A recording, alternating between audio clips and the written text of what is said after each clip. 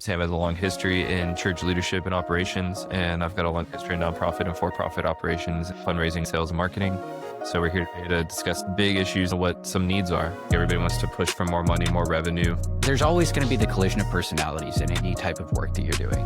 Whenever you think that the head is more important than the feet, or vice versa, it negatively impacts culture. So you're still built in the mindset, I've got to do it all.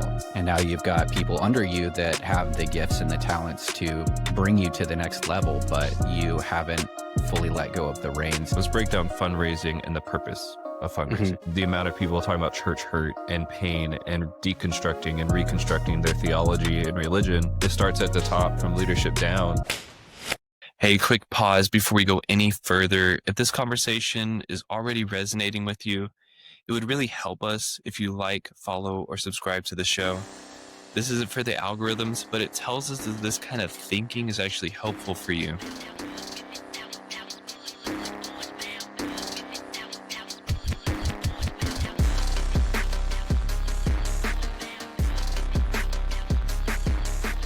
From my background, obviously nonprofit, but then for-profit as well. It's always like everybody wants to push for more money, more revenue, and more product. But the people involved in that, they have to be given the tool set to actually execute. There's always going to be the collision of personalities in any type of work that you're doing, right? And it takes all sorts. That's why the Bible says that, we have the hands and we have the feet and we have the eyes. If the eyes can only hear, why do we have the ears? If the ears can't see, that's why we have the eyes. And it goes through this whole discourse of the importance of more than one skill set. And I think that a lot of times what can happen is it comes from either having a small team and then that team expands and you've never learned to relinquish all of the roles that you've had previously. So you're still built in the mindset, I've got to do it all. And now you've got people under you that have the gifts and the talents to bring you to the next level, but you haven't fully let go of the reins to say, hey, do what you're here to do. Do your job. I get to do my job now. That's just my job. And that then feeds into an issue with the person who's under you. You've got somebody who has a skill set and wants to help you, but they're not given enough freedom or leeway to actually carry out what it is they're meant to do. And it creates a negative feedback loop of here's a task, but I'm going to be looking at you all the time. And hey, I want to help you, but how do I help you if you're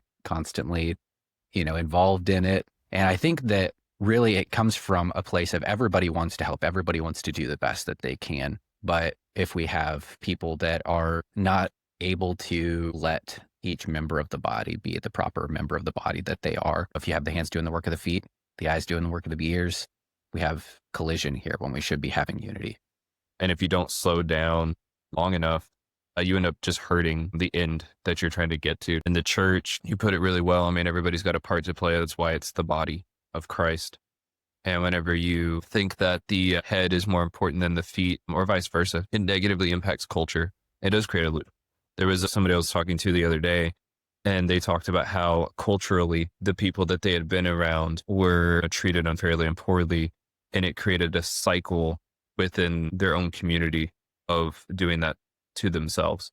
And so there was a lack of the ability to grow. It just created a negative cycle, negative feedback loop, like you said. I think it's important to recognize it's not incumbent upon the pastor to do every single role. And in fact, it's hurting what they're meant to do to feel the need to do everything. And sometimes that's because they don't have a system in place. Sometimes it's because they haven't really slowed down enough to recognize that there is something going on. And the end result is their hands are tied with so much bureaucracy, so much red tape, so much budgetary oversight, planning, volunteer recruitment, service, start to finish A to B. And what ends up getting neglected is the importance of the things that actually fuel ministry, being able to study, being able to pray, being able to interact with the congregants. And that looks the same across the board. If you have an administrator who's so busy at events all the time, they're not going to have the time to take the things off the plate that the lead pastor needs to have off their plate to be able to do their job. And it's not any one person. It's not any one role. We see it across the board. Sometimes you just have somebody doing something that they're not great at. And it's important to be able to be vulnerable enough to say, this isn't my gift. How can I? And then it's everybody else's job to say, how can we reorganize so that somebody who is good at this and does enjoy doing it can do that. And you can focus on the things that you are good at, that you do enjoy doing, so that there's no burnout, there's no conflict, there's no unnecessary overlap of responsibilities that leads to disagreements and dissension. And it really, who benefits is the church. It's not for the sake really of any one person, but it's for the sake of the cause. I think a really good example we can look at is this guy behind me. I mean, Jesus in particular, I mean, he had disciples, and there's a lot of different thoughts out there. What did they do? Did they have roles that they had passed that related to their job?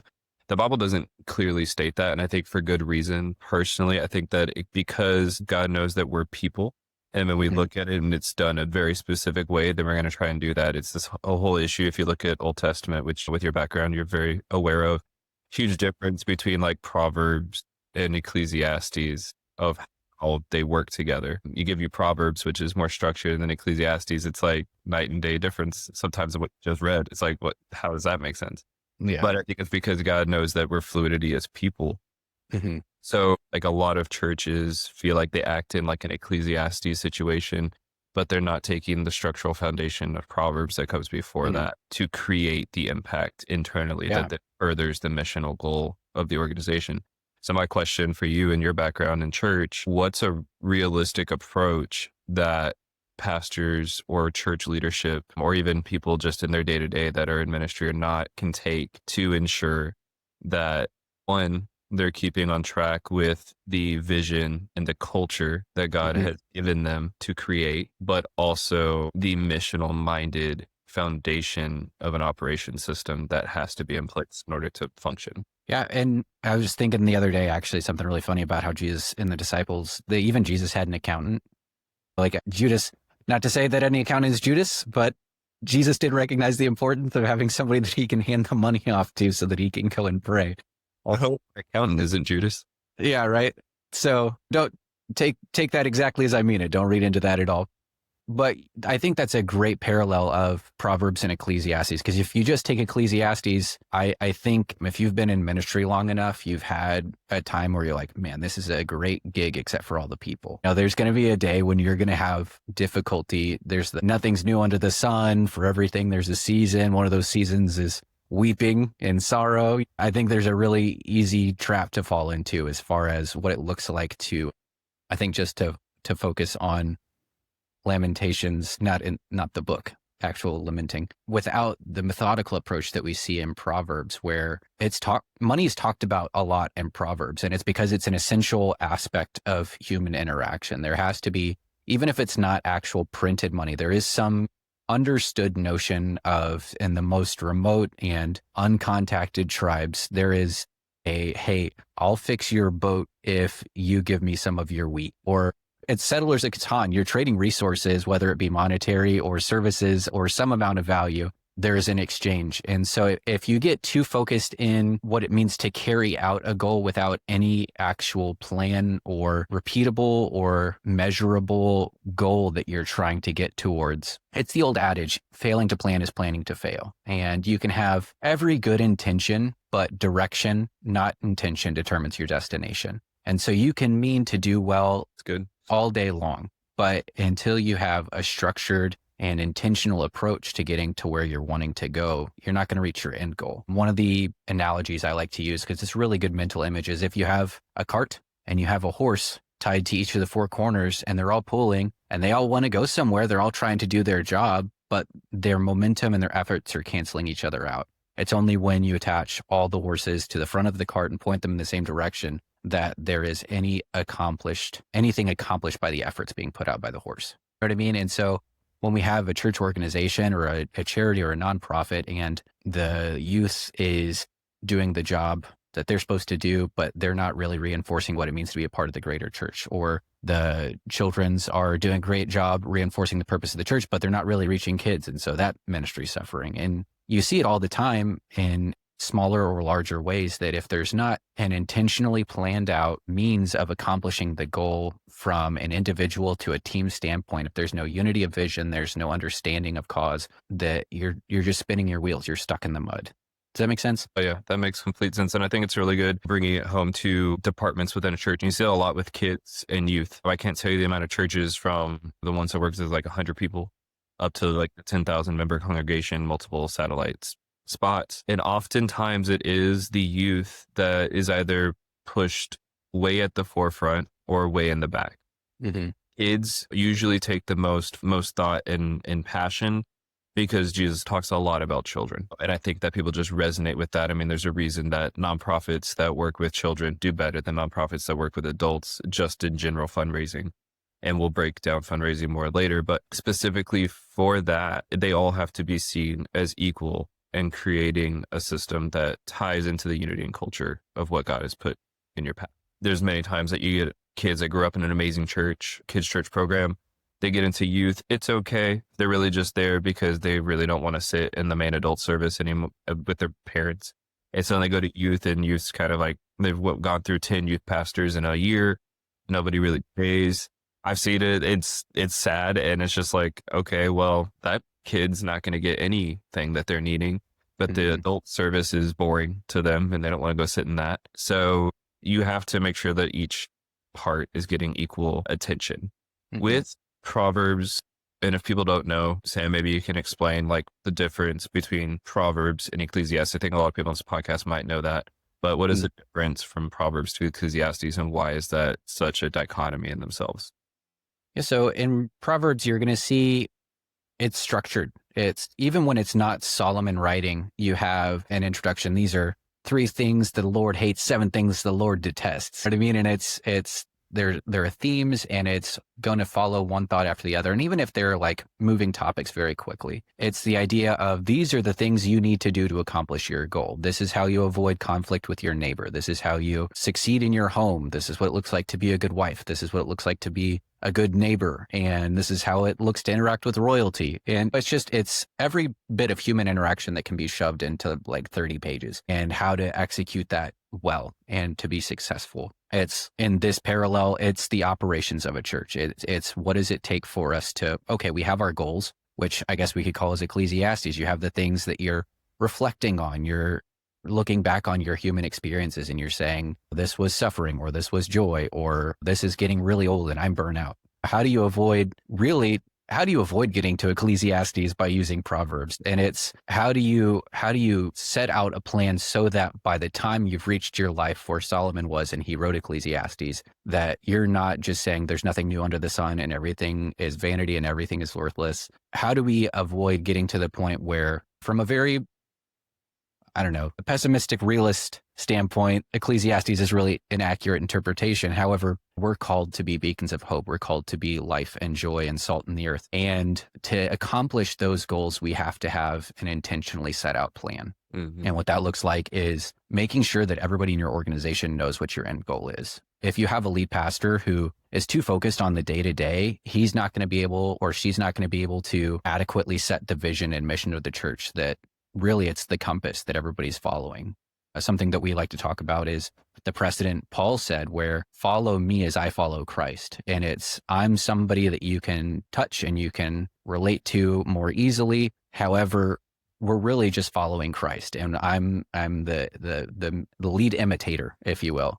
And that's the job of the lead pastor, is to be the best imitation he can be of Christ, and to follow Christ so that everybody might also follow Christ as the end goal. And every role that is required to accomplish the mission then is subsequent to the lead pastor setting the vision. But it's incumbent upon the lead pastor to be able to set that vision, to set that mission, to communicate that adequately. And then you have an administrator, an executive pastor. They're in charge of what does the day-to-day operations look like? How are the rest of the teams succeeding or failing? You have your accountants. How are the monies looking? What is it? What are we needing to divert funds to? What can we afford to not put as much into? And you have all these other ministries, but it's important that before you take your first step, you know where your third step's going to be.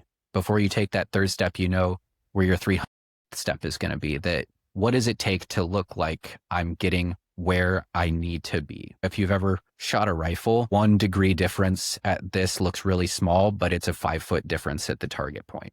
Something very small initially becomes something very gross at the end of the line. I mean, small foxes spoil the vine, right there. Right. Yeah. And so if you can't get to the point where you understand, or if you're struggling to understand, or you just don't have the capacity to do anything about what it means to have the very last step you want to take in mind before you take your first step, it's going to be an uphill struggle the whole way to get to that end goal. And I hit a lot on philosophy. That's just Mhm. where I like old school philosophy, and then I tie that into Bible. And the reason that I do that, and I'm going to give two quotes here in a second that relate to this. And the reason that I see the two as compatible is timing and the era that they Mhm. took place. So the Bible's written Greek times, Roman times. Philosophy stems from that as well. So the way in which the world is seen, at least in my view, from a human standpoint, it's philosophy, and the Bible ties that in to fill in the gaps with Mhm. what humans see, and then course correct. And you have multiple different things not lining up. I think that's a real dynamic that gives you context for the era in which the Bible's written whenever you tie it to philosophers of the time. Two quotes that come to mind before we go on to the next section here is one that I think is relevant is by Soren Kierkegaard. He talks a lot about prayer. And then one of the things that is super important, and I'm going to condense the quote down for this, but he talks about that he always thought that prayer was talking until he stopped and Mhm. realized that prayer was listening. Mhm. So I think it's huge for leaders and for everybody, but leaders in particular, we're talking about here in the church, is to stop, take a step back and listen. That's not just listen to God and prayer time, but that's listen to your people. You're supposed to mimic the relationship with others. And so I think that's huge. The second thing is from Seneca, and we talk about this quote a lot internally here, is if you don't know which port you're sailing to, no wind will be favorable. So it's that if you don't know your third step, you can't do your first. And if you start, you have to have a vision. You may not have all the answers for where you're going, but you need to know, hey, we're building this.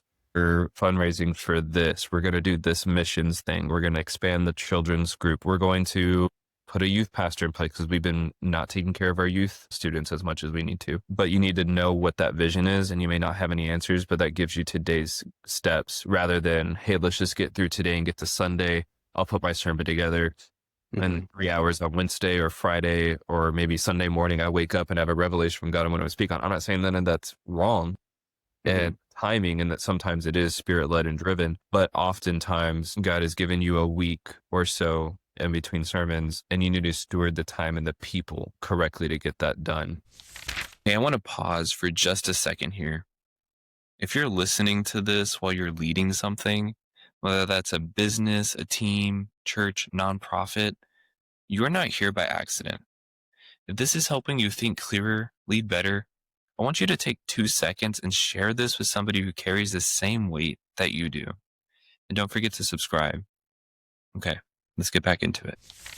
Going into this next section, I think about partnership of a church and who's at the top and how that filters down. How do you delegate roles and responsibilities to take care of people and to further the missional goal? I think a lot of times when you're in a church setting and you have an employee who isn't giving what you think that they should, isn't, maybe they're leaving early or they're trying to call out a lot of service days, or there's some disconnect. And I would put my neck out there and say more often than not, that employee is feeling isolated, that there's some disconnect in, maybe they just feel like they're not being thanked. Maybe they think that they're being overworked and so they're overcompensating by slacking off, or they feel like their ministry isn't going anywhere and so they're becoming discouraged. And there are biblical responses to all of those, but I think the best thing that anyone who's in a position of authority can do is to just check in on your people. Make sure that they know that they're not a workhorse. Make sure that they know that they are valued and that they have talents and gifts that are needed to accomplish a vision. That's why they're there. Everybody who's on a church staff is there for a reason. There is a role that was empty and needed to be filled, and they found somebody to fill it. I think one of the biggest damaging things that can be done to a church staff employee is that they are overworked under the guise of, well, we just do it because it's ministry. I've talked to and met and That's fair. experienced this myself. So many people that are burnt out or exhausted or jaded or have been pushed out of a ministry role because they're treated in a way that wouldn't be congruent in any other organization that's successful. You know what I mean? It's you're not going to have a really great, highly structured, highly appreciated, low turnover organization where people feel like they're not appreciated, people feel like they're not fairly compensated, and they don't feel like they matter. And those three things are going to drive employees out the door. And where that's hurtful in an organization and it's costly in an organization that's for profit. In a church, it's more damaging because when you have your church staff, they're making by mandate bonds with the congregants, and the less stable that church body is seen to be from the outside, the less of an impact you can make at home. I mean, if there is a constant sense of turnover, distrust, needing to reintroduce oneself to the same group of people, there's no sense of stability. And the whole, I'm not going to say the whole point, a major point of Christianity as we interact with one another is to find stability. It's to find the one thing we can't find anywhere else in the world. It's there. God's promise is that he's faithful, that he's steadfast, that he is the same yesterday, today, and forever. And if we're meant to be a mirror image of that to the world, and we're constantly fighting amongst ourselves, if there's constant strife and there's constant dissension, we're not doing it right. You know what I mean? We're not meeting what God's called us to do. And so when we have, I think there's a disconnect of just the leadership and the middle management, and then I guess you would call an entry-level employee, like a new youth pastor or a new children's pastor, or even down to facilities. I would say that's probably going to be the biggest disconnect, is when you get down to it theologically and philosophically, we're not acting like Christ called us to act. There is a level of integrity that we're meant to carry out, and there's a level of kindness and appreciation, and I think Christ-likeness that we're meant to put upon those that are under our care. Yeah. Let's pause for a second on that. That's a big statement to say that we're not basically operating as the church was intended to operate. We're not operating like Christ. And I think there is possibly just a fundamental misunderstanding in modern day theology of what that means and what to operate like Christ is. We don't need to get all theological at the moment and break it all down. But you'll hear some old school preachers say this: red words win. If you're in that camp, you know that term. I think that's a very accurate description of what Christ is. There are a lot of letters post the four gospels of what it means to live in those letters of that time and that era that we take and apply to today. But it's sad whenever we are trying to use that to further an agenda rather than actually furthering the impact of Christ in our lives. Right. It should exude from you to how you interact with others. It shouldn't be, and I'm saying should, kind of don't want to say that, but the intention of Christianity doesn't always land with the execution of Christianity from people. There was a quote that I've heard recently, and it was, the church today is the loudest that she has ever been, but she is saying the least that she has ever said. She's the loudest, but she's saying the least. And that hit me when I heard it because it's insanely accurate. Everybody knows, not everybody, but there's people know what Christianity is right now. You talk about the whole world knowing. It's all over TikTok. It's all over the internet. Outside of TikTok, it's all over the news. People know what Christianity is, but they don't know who Christ is. And that's concerning, I think, or it should be concerning for a lot of church leaders and just Christians in general, of you're saying one thing, but your examples are different. Going to church and you're listening to a sermon that's discussing how to live a life like Christ, assuming that the sermon is well theologically sound, and then you go out and you leave those doors and you are completely different.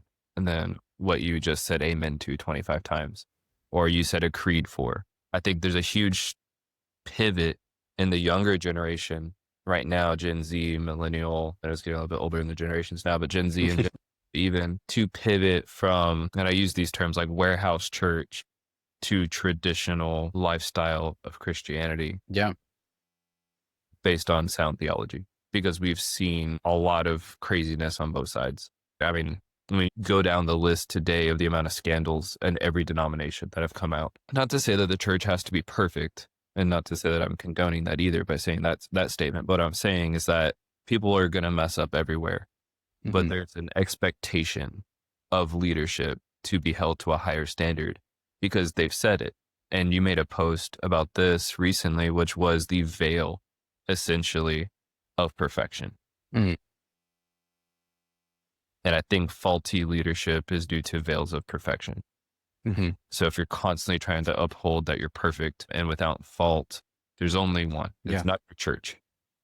You should always strive to be like Christ, but be very cognizant of the fact that you are not Christ. You are not a little Jesus. You are somebody who is living a life today in 2025, 2026, 10 years, whenever this is watched, that is supposed to exemplify the teachings and the heart of who Jesus was to be him. Yeah. And I think we just missed that a lot, and myself included. I mean, we're not all perfect at all. And so, yeah, I think that those are really good points. And so if leadership can get that through this to themselves, that they don't have to be perfect. And you can, tying back into what we talked about earlier, you can have multiple people helping you be along the Mhm. way, but don't think that more than the person that's supporting in a supporting role. You each have a part to play. You can't do it alone. And there's something really freeing about that. We can move into the next step, which I think is like filling those gaps. What does it look like to live a vulnerable life? What does it look like to be, I think, and I want to talk about this. There was the pastor that I was listening to on Sunday. He said congregants need to see their pastor struggle, that there's a need for everybody to understand that the pastor is also just a person, that they're also just a Christian, that they're being called to a position of leadership. But if we try to see the pastor as Jesus, that when the pastor fails, we think Jesus has failed, and that's not the case. That's huge. I mean, that's talk about deconstructing millennials right now. I mean, that's it. Mhm. Well, and also it was the standard that the church had for them. You can't fail. Like you can't mess up. And it's crazy because that's not at all what the Bible does. The whole point in the New Testament Mhm.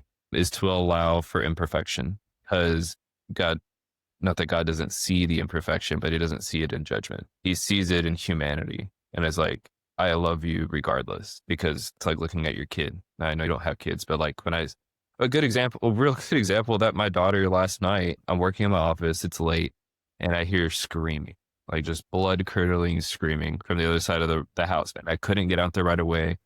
And the next thing I hear is my wife go from the other side of the house. She's like, Steven, get out here. So I ran out the door. I'm like, what is happening?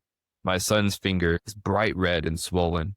And my daughter's sitting off to the side like this, like, oh my gosh, what did I do? She bit his finger so hard that it crunched. And so we're like, oh, is this a doctor visit? What's going on? We're trying to figure out, do we go to the doctor? And I think it's a really good example of, as a father in that moment, I had two kids. Mhm. I love my daughter endlessly. I love my son endlessly. My daughter's 3. My son is 1. He has no words to describe or fight back or defend himself. And my daughter is not a maliciously hurtful child. Yeah. She's 3 years old. She's a toddler. She gets in a lot of mischief just because. But when I looked at her and I saw her face, if this was anything else, my son, like, that's my blood. That's my Mhm. prized possession right here. My children are. And I have both of them at heads, one hurt. And so I'm trying to console him, holding him while he's just crying. And I have my daughter that's coming over trying to hug me, being consoled because he's crying and now she's scared. And we're like, so then you're trying to correct in that time. But it didn't change my view of my daughter. The day went on, we watched a movie. I think we watched Dancing with the Stars. My wife are going to catch up on that tonight. It was great. That was a great ending. I won't tell you what happened. But we watched that. She's been sick. So she goes, whenever I go to bed, she's already in my bed, taking up my whole side of the bed.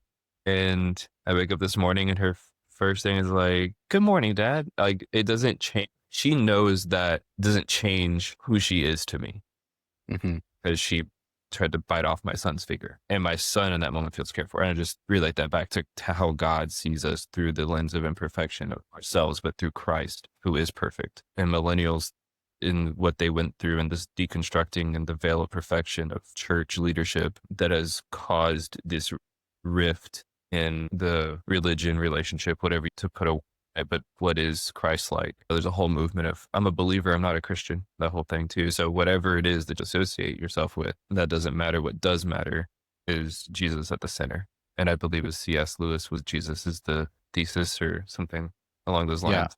I think that might have been a Dr. Jeff Voth synopsis of Yeah, C.S. Lewis's that's overall right. statement. If you're watching this and you're not familiar, we both Sam and I went to Oral Roberts University and had a professor named Dr. Voth, phenomenal, taught Christian worldview, great class, great time. But Jesus is the center of everything. Yeah. And when you try to put your own view on it, it creates hurt because we're in for that. We could get in a whole other topic on that, but that's not for today. There's a huge, I think, on that. go ahead. I was going to say there's a huge weight in what leaders carry, though. Yeah. And I know in reflection, it may sound like we're very critical of pastors. And it's important that we say explicitly, we're not critical of pastors. What we are critical of is the way that our culture, I think, has shaped what the idea of a pastor ought to be versus what the Bible says they ought to be. Yes. And I mean, even from congregation aside, when there's a senior pastor who has a staff member who has had some sort of falling out, they've messed up, something's gone wrong. I think a corporate structure world has caused that senior pastor to think of that employee as only an employee. What disciplinary measures do we need to take?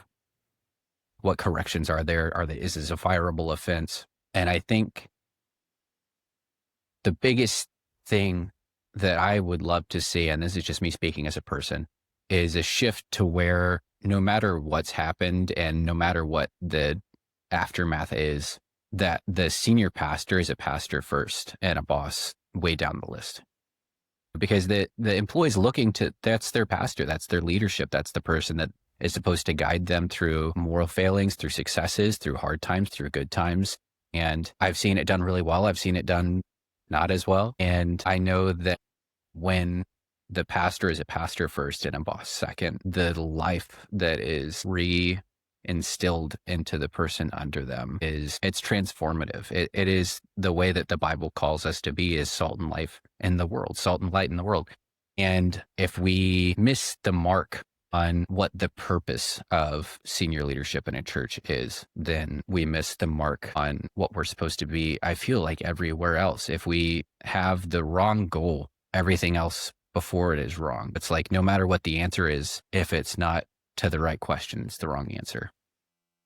Yeah, I think, and just to preface this too, like, we are not denominationally associated with anything. So like, there's plenty of great things from all sorts of religious affiliations within the church. You want to get to the other side, there's some things you learned from non-Christians that should probably be implemented, but we're not talking about that either. What I'm going to talk about for a second is structure within, and I'd bring up the Catholic Church because of how old it is and the structure within that.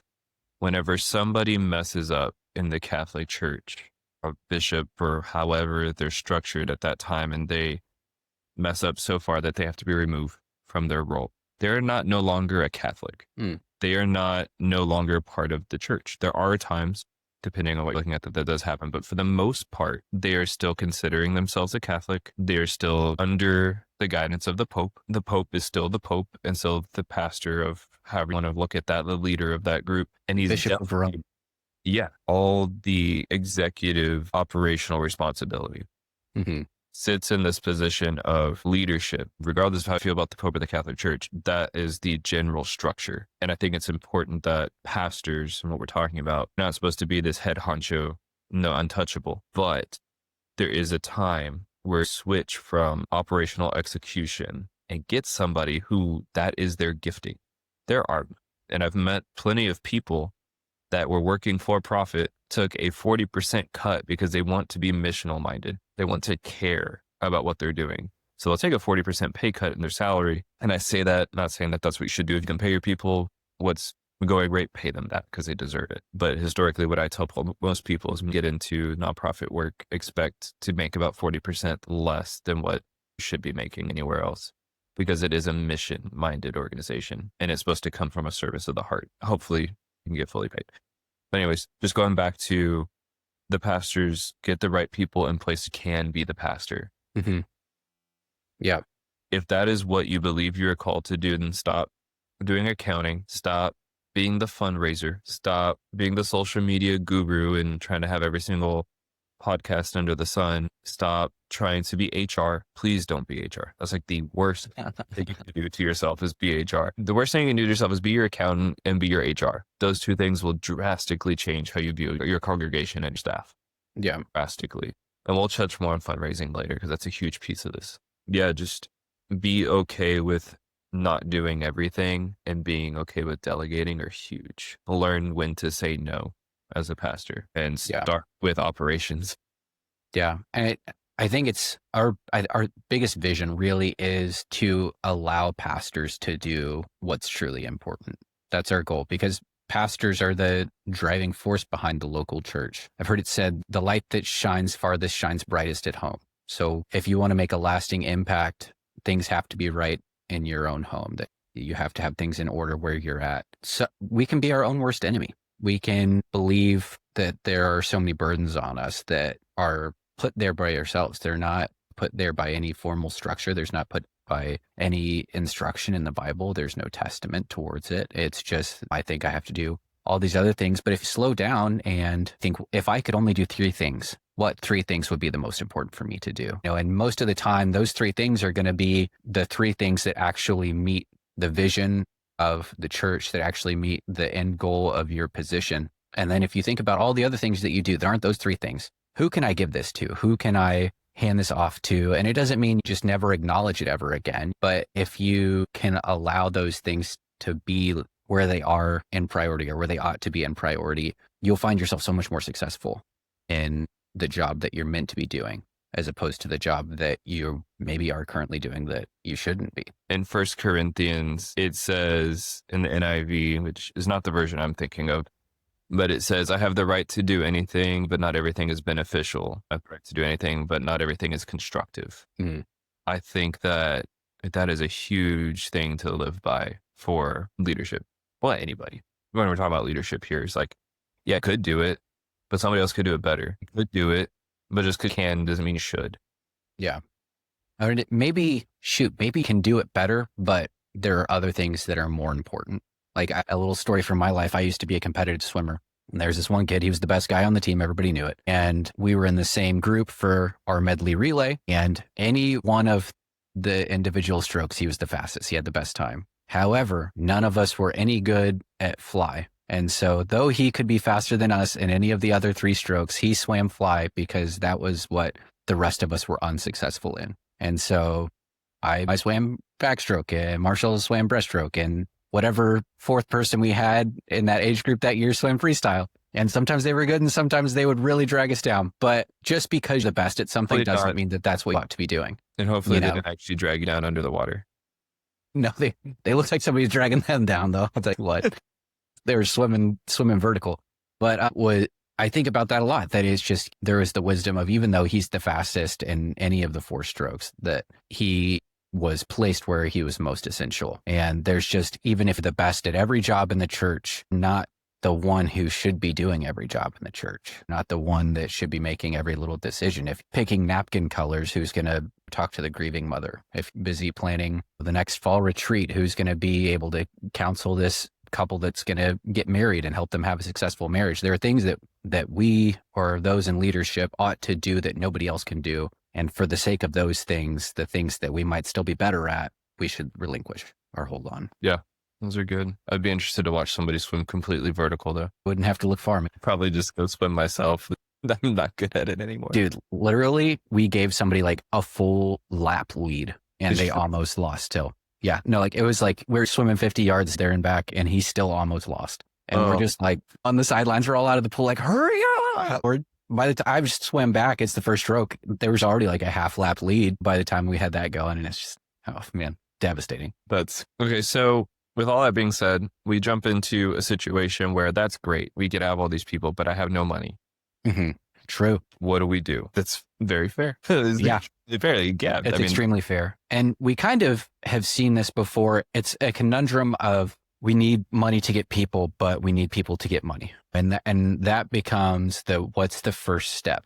And I think what we've seen to be the most beneficial is, how well can I systemize what I've got going right now so that I can focus now on the next step, which is building the team. Yeah. Would you like to expand on that? By systems, I mean, everybody here knows about AI automation. That's Right. one version of what we're talking about here. Systems could be a flow of communication in the church and your staff. How do people talk to each other? Who's taking care of what task, and sticking to that system. Mhm. We're not just talking about AI. Now, AI can be extremely helpful. Don't shy away from it in the church. Put safeguards in place.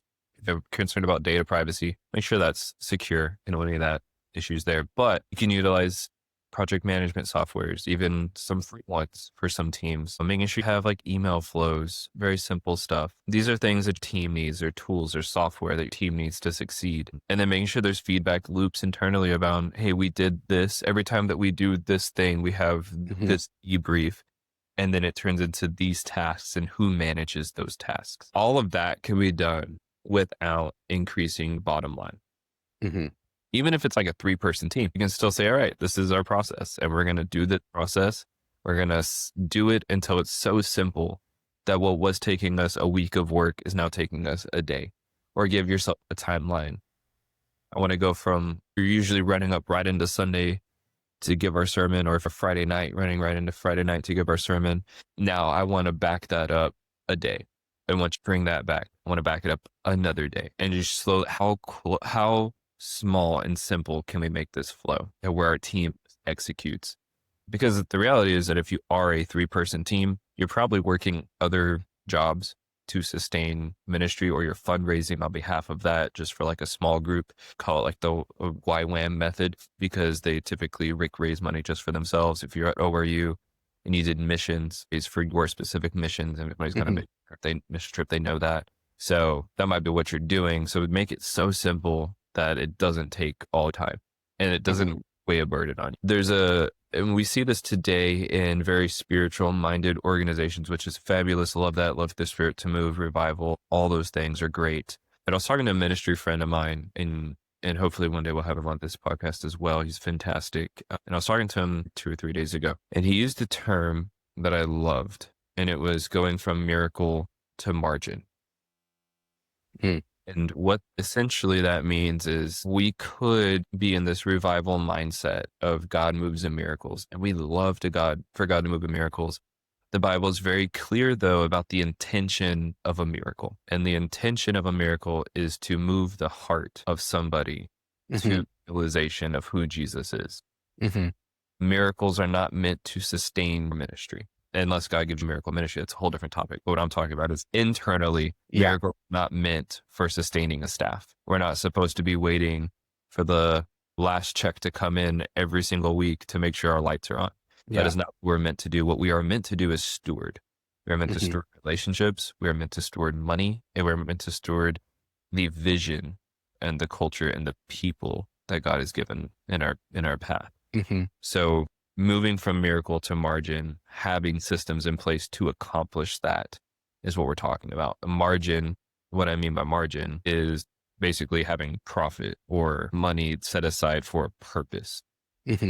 Huge thing that you see a lot of people do in the beginning of fund profits, maybe fundraising nonprofits and churches. Hopefully you can get to a fund profit standpoint as well.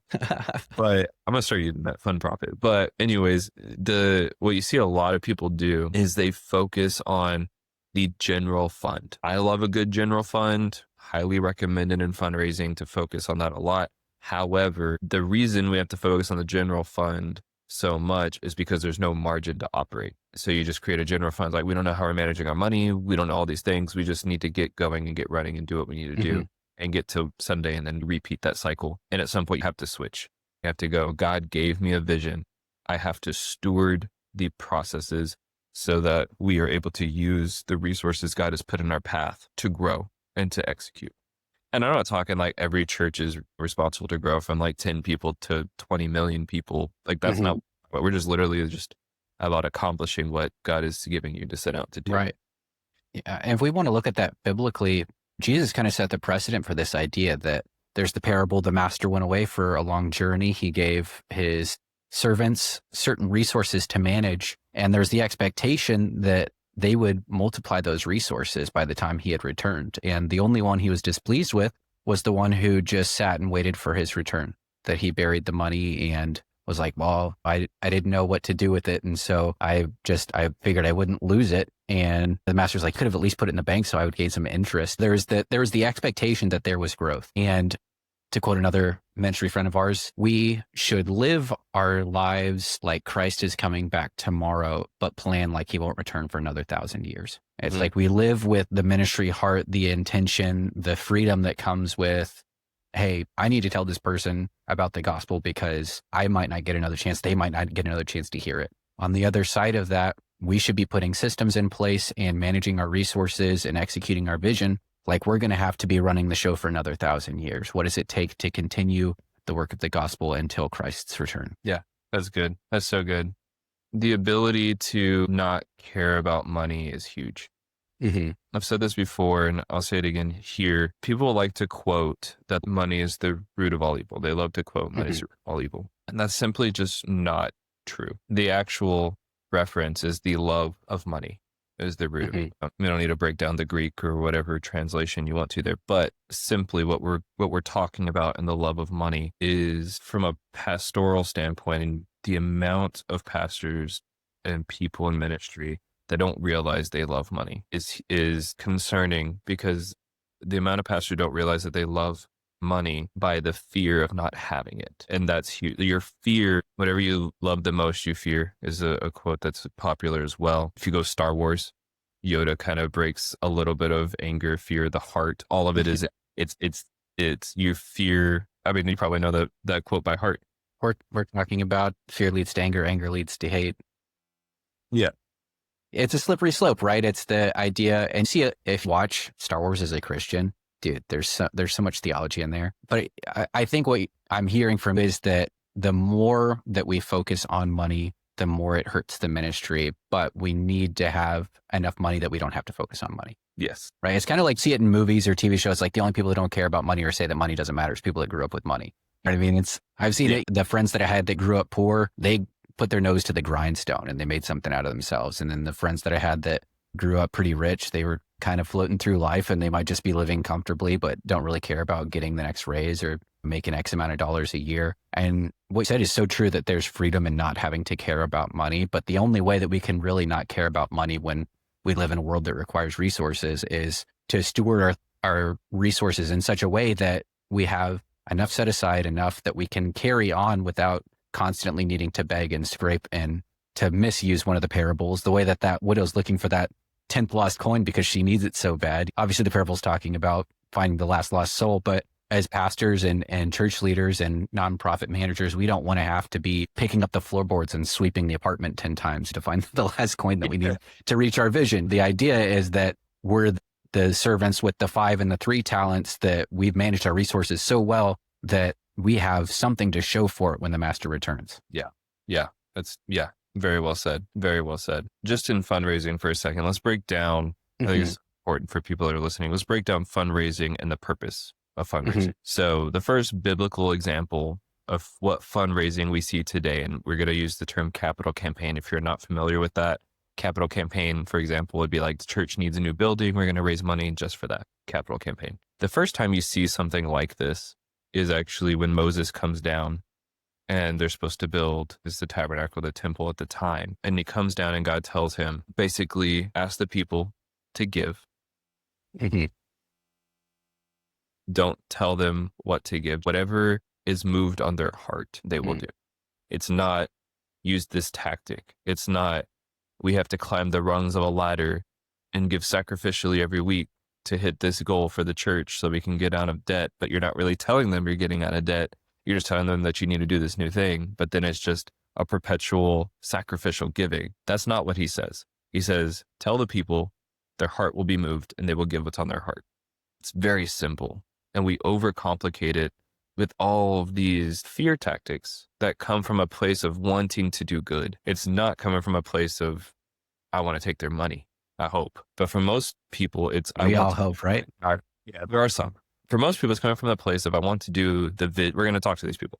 I want to do the vision that God has given, but I don't know how to manage money or ask correctly because that's not my forte. That's not what you're supposed to do. We're going back to the saying of pastors are called to be pastors, and that shepherds are called to be shepherds. Accountants are called to be accountants. Fundraisers are called to be fundraisers. Marketing salespeople are called to do those things. Understanding business as a pastor, as a ministry leader is important, but not so much at the expense of the people. Mhm. And so going back to Exodus for a second, when Moses does that, what happens that people gave so much in this story that God had to send Moses back down and say, hey, we're good. Stop giving. Chill out, You're dude. all raising. Yeah. Actually, we may just give some money back at this point because we're good. That's Right. a rebate on the tabernacle. Yeah, still a rebate on tabernacle investment. Line up and y'all get even the pain and suffering. You might be entitled to 3 shekels. But that's the reality of fundraising. It's a heart Mhm. movement. Speak to the heart of the person. Now, there's a lot of things that we could break into fundraising and how to do that and the messaging behind it and making sure that people understand where you're at as an organization. And that's a whole topic in itself and a whole Right. episode in itself. But just coming back to miracle to margin, how do we get staff and get these things set up if we don't have money? Mhm. There's a piece to that, and it's removing the fear of money, removing the love of money, and focusing on being honest and transparent about where finances are. And if concerns like, well, they're not going to like how much I get paid, evaluate how much that is. But I will say that there needs to be a teaching and an understanding for you as well. Seek the Lord about how we're supposed to approach fundraising in church, biblical fundraising, not need to give this much extra above and beyond whatever you're already giving. Like that's not, but seek to learn what biblical fundraising is, how you're supposed to talk about it within the congregation. Maybe you aren't the one who's supposed to talk about it. Maybe you need somebody on the board to get up and talk about it instead. Maybe that's what, maybe you need to be removed. Maybe that's a heart seat. And if that's the case, be a pastor and remove and get somebody in that spot Yeah. that can give that message. Absolutely. It's huge. I think the biggest mindset shift that can make is to think about money as a tool. I think it was Archimedes. He was like the philosopher that was all about leverage. He says, give me a lever long enough and a fulcrum to place it on and I can move the world. If we just think about money as a tool to leverage the mission that we have, it's now just thinking about it in a completely different headspace. It's not the goal. It's not the priority. It's not the thing that we're focusing on the most. It just becomes a means to an end. You know, when we think about it as the end or as the goal or as the obstacle, it becomes something that can be frustrating or scary or intimidating or come off as sleazy and money grubbing. But the idea is that our thoughts and preface our pronouncements in such a way that it's clear that money it's just a tool. That's all it is. It's the lever that is going to help us to accomplish the goal that we want to do. I think unless we're able to get in that headspace, it becomes something that's a really difficult aspect of ministry. Yeah, for sure. For sure. Just don't love money. Use it as a tool. Don't love money. Use it as a tool. Don't be afraid of it either. Love God, love people, use money. Those are 3, right? Look, I love people, use money. Those are good. I'm sure people are taken care of. Invest. Yeah, I think those are good. I mean, we're pretty much at the end of the topics I had. Do you have anything else? Yeah.